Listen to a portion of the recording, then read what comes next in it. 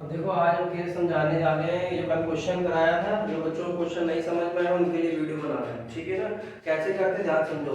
सबसे पहली बात तो एक फॉर्मूला है, जो आपका एंट्री बनी है उस एंट्री का मतलब समझो। मैंने सब पूरा लिखवा दिया है और ये एंट्री कैसे दोनों की दोनों है। ये जो एंट्री है, ये जो एंट्री किस चीज की है, कंपनी जब शेयर्स कैंसिल करता है जिसको बोलते हैं फॉरफीचर ऑफ शेयर्स। क्या बोलते हैं, कंपनी क्या कहती है, फॉरफीचर ऑफ शेयर। इस प्रोसेस को बोलते हैं फॉरफीचर में आपकी ये एंट्री बनेगी। क्या बनेगी, फॉरफीचर में आपकी ये एंट्री बनेगी। साथ ही साथ जो कंपनी वही शेयर्स क्या कर देती है, दोबारा रीइशू करती है। तो रीइशू करते समय हम क्या करेंगे, ये एंट्री पास करेंगे। कौन सी एंट्री पास करते हैं, ये वाली एंट्री पास करते हैं। अब होता क्या, बात को बड़े ध्यान से समझो। ये जो एंट्री है रीइशू की है, ये एंट्री जो है वो आपकी इस चीज की है। ये एंट्री है आपकी कैंसिलेशन ऑफ शेयर्स की। कंपनी उनके शेयर्स को कैंसिल करती है, उनके शेयर्स को फॉरफिट करते हैं जो शेयर होल्डर पैसे दे नहीं रहे हैं। जैसे लास्ट में जैसे मान लो कंपनी ने पैसे मांगे, तो कंपनी ने पैसे मांगे 4 पार्ट में। कंपनी ने कहा भैया एप्लीकेशन दे देना, कंपनी ने कहा अलॉटमेंट दे देना, कंपनी ने कहा फर्स्ट कॉल दे देना, और कंपनी ने कहा भाई साहब सेकेंड कॉल दे देना। पर एप्लीकेशन का मान लो पैसा आपने दे दिया, इनका दे दिया, ये पैसा नहीं दे रहे हो, मांगने के बावजूद भी नहीं दे रहे हो, तो इसमें क्या कंपनी करती है, कंपनी शेयर्स को फॉरफिट कर लेती है। क्या कर लेती है, कंपनी शेयर्स को फॉरफिट कर लेती है। तो मैंने बताया जब ऐसा केस हो जाता है तो हम कैसे हैंडल आउट करते हैं, आप समझते हैं। आपको कल मैंने क्वेश्चन कराया था, देखो यहाँ पर क्या लिखा है, क्वेश्चन के साथ साथ लिखवाया था कि 500 शेयर है, 100 रुपए वाले हैं, 50,000 रुपए के शेयर्स थे, जो कि बंदा कोई था पेमेंट नहीं कर रहा था।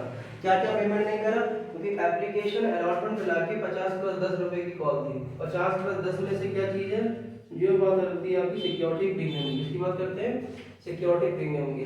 तो 500 शेयर 100 रुपए का, 50,000 रुपए का, 500 शेयर 10 रुपए के साथ है 5,000 रुपए। तो कंपनी टोटल पैसा कितना कॉल कर रही थी, 55,000 रुपए। लेकिन हमने दो बार बात भूलने का नोट्स में लिखवाया था कि देखो यहाँ पे लिखा है सिक्योरिटी प्रीमियम अकाउंट को तभी डेबिट करेंगे जब पैसा सिक्योरिटी प्रीमियम का ना मिला हो। क्यों ना मिला हो, सब समझा चुके हैं क्लास में विद रीजंस के साथ। यहाँ पर एक रिवीजन क्लास है, इसलिए हम केवल उतना ही बोलेंगे जितना मोर देन सफिशिएंट है। उसके बाद हमने तुमको बताया था कि शेयर कैपिटल, शेयर उतने ही कैंसिल करे जाएंगे जितना कंपनी ने कॉल्ड अप किया है। कभी भी पूरी फुल वैल्यू के शेयर्स कैंसिल नहीं करे जाते हैं। फुल वैल्यू का मतलब ये है कि हमने मान लो 500 शेयर है, 500 शेयर है, 100 रुपए वाले 50,000 गए। तो देखो यहाँ पर मैंने क्या कर रखा है, इसमें डैश बना रखा है। डैश का मतलब कंपनी ने अभी तक फर्स्ट कॉल तक ही कॉल करी है। तो अगर मुझे पता है कि कंपनी ने केवल एक फाइनल कॉल की कॉल करी नहीं है, तो वो मैं शेयर कैंसिल क्यों करूँगा। जैसे मान लो मैंने कोई एंट्री पास कर दी कि मैंने शेयर कैंसिल कर दिए, लेकिन मुझे मालूम है ना पूरे के शेयर्स नहीं कैंसिल करें। क्यों, अभी हमने कॉल ही नहीं करी है। हमने अभी शेयर सेकंड कॉल की, मैंने जो 20 रुपए की कॉल ही नहीं करी, तो कॉल नहीं करी तो किस बात की कैंसिलेशन, कहाँ समझे कि नहीं समझे। तो आ जाओ, तो यहाँ पर कंपनी ने कॉल कितने रुपए करी चेक करते, केवल शेयर का देखना, सिक्योरिटी प्रीमियम का नहीं। मैंने आप देखा 50 रुपए प्लस 30 रुपए देखे कि भाई साहब ये शेयर का प्राइस है, कंपनी ने कॉल किया तो 80 रुपए। तो देखा जाए यहाँ है कंपनी क्वेश्चन का सॉल्यूशन कि 500 शेयर पे 80 रुपए के हिसाब से 40,000 रुपए के शेयर्स क्या कर जाएंगे, कैंसिल कर दिए जाएंगे। ठीक, साथ में ही कंपनी ने, हमने जैसे ही साथ में हमको सिक्योरिटी प्रीमियम तुरंत लिखना। 500 शेयर पे 10 रुपए के हिसाब से कंपनी ने सिक्योरिटी प्रीमियम भी मंगवाई थी, लेकिन मैंने आखिरी लाइन देखो ये क्या लिखी हुई है, मैंने कंपनी में शायद तुरंत ही ये हमें जो सिक्योरिटी प्रीमियम में ये लाइन मैंने लिख दी कि if received then no need to calculate. क्या लिख दिया मैंने कि अगर सिक्योरिटी प्रीमियम का पैसा मिल जाता है तो आपको नहीं लिखना है। यहाँ भी देखो एंट्री में लिखा हुआ सिक्योरिटी प्रीमियम अकाउंट तभी डेबिट करेंगे जब प्रीमियम नहीं मिलेगी। अगर प्रीमियम मिल चुकी है, if received no need to calculate, तो कैलकुलेट करने की जरूरत नहीं है, ना ही सिक्योरिटी प्रीमियम को डेबिट करने की जरूरत है। बात समझे। अब इसके बाद देखो क्या होता है, आखिरकार ये कैलकुलेशन रिलेटेड पता है, इसके अमाउंट में लिखेंगे क्या। अमाउंट में सबसे पहले तो ये लिखेंगे, आपको कैलकुलेट करना है कि भाई 40,000 की शेयर कैंसिल कर दिए। फिर मैंने देखो आपने यहाँ जो स्टेप्स हैं उसके वो ये दिए, ठीक। तो सबसे पहले टोटल वैल्यू ऑफ फॉरफिटेड, जितने शेयर्स कंपनी फॉरफिट कर रही है, जो शेयर्स कंपनी जब्त कर रही है, उनकी टोटल वैल्यू क्या है। लेकिन हमेशा ध्यान रखना कि टोटल वैल्यू कॉल्ड अप लेंगे। हम क्लास में सब समझा चुके हैं, केवल रिवीजन करा रहे हैं। कॉल्ड अप वैल्यू क्या लेंगे, केवल और केवल कॉल्ड अप लेंगे, ठीक। टोटल फॉरफिटेड का तो बताओ टोटल फॉरफिटेड शेयर कितने कर रहा है। तो इस क्वेश्चन में आपको क्वेश्चन में देखो जाके कि हमारे शेयर्स थे 500 शेयर्स थे। कंपनी अभी कहाँ तक कॉल कर रहे हैं, फर्स्ट कॉल, तो कंपनी ने सेकंड कॉल करेंगे तो कंपनी के शेयर के पैसे कितने हो गए, 50 + 30, 50% कितना हो गया, 80 रुपए का कंपनी ने कॉल किया है, तो 80 रुपए के ही मैं शेयर फॉरफिट कर दूंगा। तो मैंने 500 × 80 के साथ फॉरफिट कर दिया। ये मुझे नहीं लिखना चाहिए, क्यों, हमने लिख तो दिया लेकिन हमने इसीलिए लिखा कि आपको समझ में आएगा, ठीक है। कि हम जैसे ही लिखा तो मुझे पता चल गया कि कंपनी को सिक्योरिटी प्रीमियम का जो पैसा है वो मिल चुका है। कैसे पता, देखो ध्यान से, मैंने टिक लगाया हुआ है, तो टिक में तो आपका सिक्योरिटी प्रीमियम का अलॉटमेंट पैसा आना था, तो पैसा आ चुका है, इसलिए मैंने कैंसिल कर दिया। साथ ही में पता चल गया कि गुल्लक को पैसे कितने आ जाते हैं, ध्यान रखना। जो पुराने शेयर होल्डर्स है, जिसके शेयर कैंसिल करे गए, उसने जितना पैसा दे दिया वो फॉरफीचर वाले गुल्लक में डाल देते हैं। उसका फॉरफीचर एक बहुत बड़ा गुल्लक होता है, उसमें हमने डाल दिए पैसे कि 40,000 रुपये आ गए। देखा कितना बड़ा फायदा कि कंपनी को वो 40,000 तो मिल ही गए, साथ ही साथ में अपना शेयर जो था वो भी वापस मिल गया। और कंपनी अगर उस शेयर को चाहे तो जितने का भी बेच सकती है। लेकिन मैंने तो कोई ट्रिक बताई थी, एक नोट लिखवाया था कि कंपनी मैक्सिमम डिस्काउंट कितना दे सकती है, सिर्फ 40,000 रुपये। क्यों, कंपनी को एक्स्ट्रा पैसा जितना मिलता है पुराने शेयर होल्डर से, उतना ही मैक्सिमम डिस्काउंट देने का उसका अधिकार होता है। और हमारा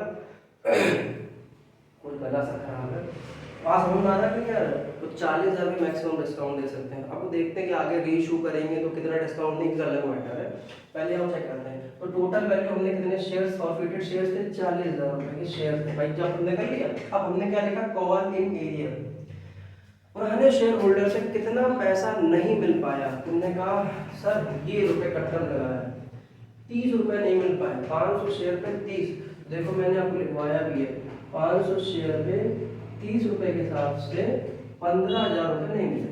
तो आपने 40,000 जब करे थे, 40 में से 15 काट दिए, तो कंपनी के पास फायदा कितना बचा, 500 शेयर्स पे प्रॉफिट कितना बचा, 25,000 रुपये का प्रॉफिट बचा।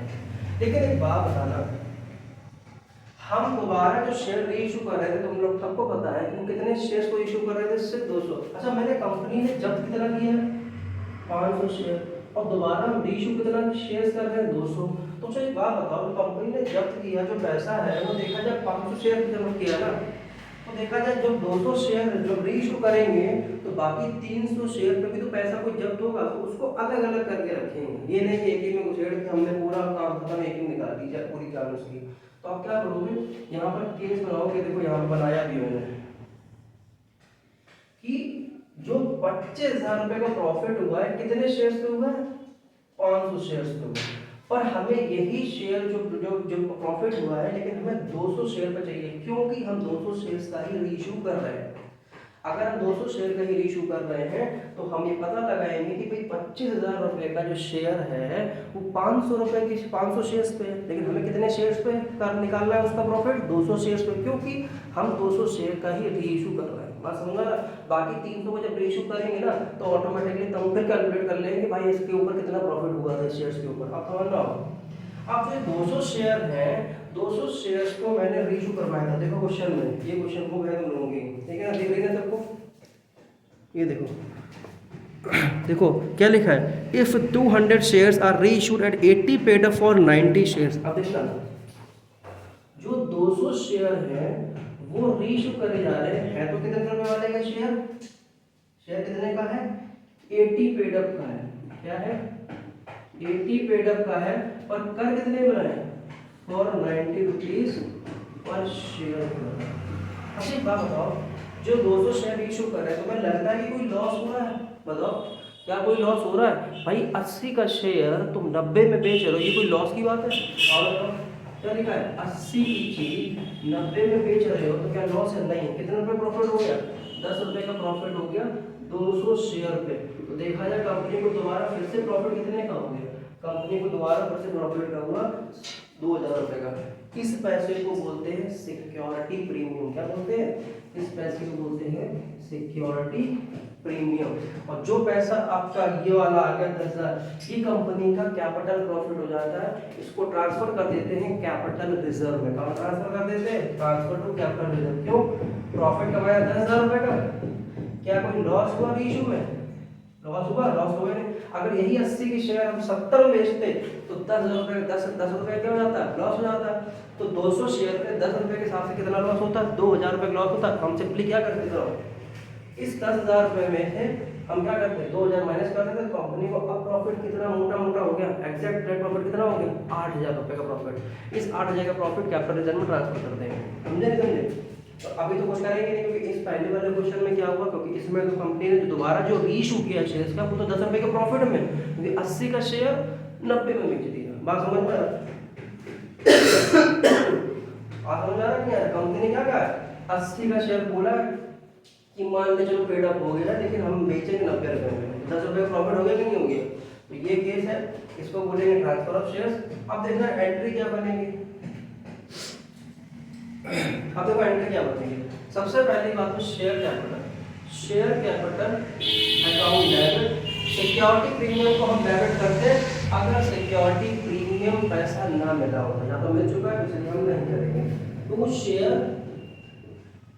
फॉरफीचर, वो पैसा जो कंपनी ने जब्त कर लिया, और कुछ पैसा जो कॉल इन एडवांस आएगा, आगे कॉल इन एडवांस, समझ में आ गया? वो पैसा नहीं, कॉल इन एडवांस आएगा, एक सेकंड, कॉल इन एरिया जो पैसा नहीं मिला, कॉल इन एरिया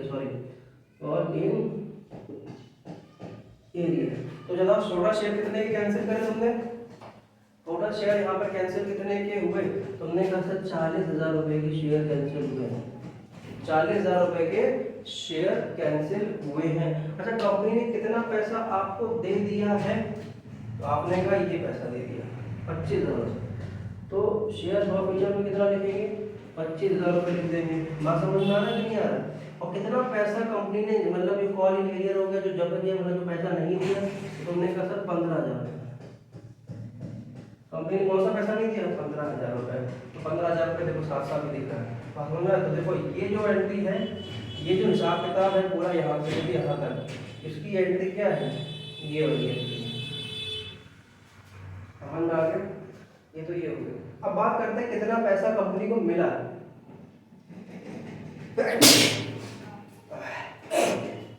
कंपनी को कितना पैसा मिला, तो कंपनी को आखिर में कितना पैसा मिला है, ये बात को तुमको समझना है। उसकी एंट्री जो बनाएंगे वो ये वाली एंट्री है कि री इशू प्राइस, कंपनी को कितने पैसे मिले हैं। तो 200 शेयर्स पे कितने पैसे मिले? 200 शेयर्स पे 90 रुपए के हिसाब से, देखो ना, हमने 90 रुपए किया था, तो कितने रुपए शेयर होते, तो कितना पैसा हो गया? 18,000 रुपये हो, कितना हो गया? 18,000। तो हम क्या करेंगे, एंट्री का पास करेंगे, बैंक अकाउंट डेबिट 18,000 रुपये। क्या यहाँ पर शेयर फॉरफीचर को रीयूज करना चाहिए? नहीं यूज करेंगे। बात समझो, ये यूज वो नहीं होगा। आप जब भी कभी क्या होता है, जब लॉस होता है ना रीइशू में, तब हम इस शेयर्स को यूज करते हैं। ये मतलब ये एंट्री था किस चीज की है? Reissue entry. ये सोच रहे अभी किस चीज की एंट्री है? आओ बताओ। अगर ये अमाउंट निल ना होता, यहाँ पे कुछ होता, अगर ये अमाउंट निल ना होता, यहाँ कुछ होता। जैसे मान लो हमारे पास क्या था, हमने जब शेयर्स को जब फॉरफिट किया, जब किया, तो मेरे पास कितने रुपए आ गए? 10,000 रुपये आ गए। लेकिन अगर हम दोबारा इशू करते हैं, अगर कोई लॉस होता है, तो मालूम होता है, तो हम एग्जांपल दें कि 2,000 रुपये का हम सेटलमेंट कर लेंगे। तो जो 2,000 रुपये सेटलमेंट होता है, वो जो लिखना होता है वो यहाँ लिखते हैं, क्योंकि अभी तुमने शेयर क्या किए थे, यहाँ पर फॉरफिट करे थे, तो क्रेडिट किया, कंपनी का कितना फायदा हुआ वो हमने क्रेडिट कर दिया। अब उस फायदे में से कुछ पैसा जो यूज किया जाएगा वो तो हम डेबिट, तो उसको कैंसिल करने के क्या करेंगे, इसको हमने क्रेडिट किया, यहाँ पर क्या कर दिया, उतने पैसे से डेबिट कर दिया। क्या कर दिया? उतने पैसे से डेबिट कर दिया। अब यहाँ तो कुछ है नहीं, तो हमने डेबिट नहीं किया। अब उसके बाद हमने क्या कह दिया, कितने शेयर इशू करे हैं हमने?